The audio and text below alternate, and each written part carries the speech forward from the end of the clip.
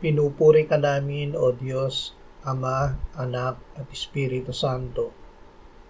Salamat, Ama, na ibinigay mo sa amin si Jesus na iyong anak, na namatay para sa aming kasalanan, iyong muling binuhay, iniakyat at iniluklok sa iyong kanan sa langit. Salamat na ibinigay mo sa amin ang iyong banal na Espiritu, at sa pamamagitan niya ay ibinuhos mo ang iyong pag-ibig sa aming puso.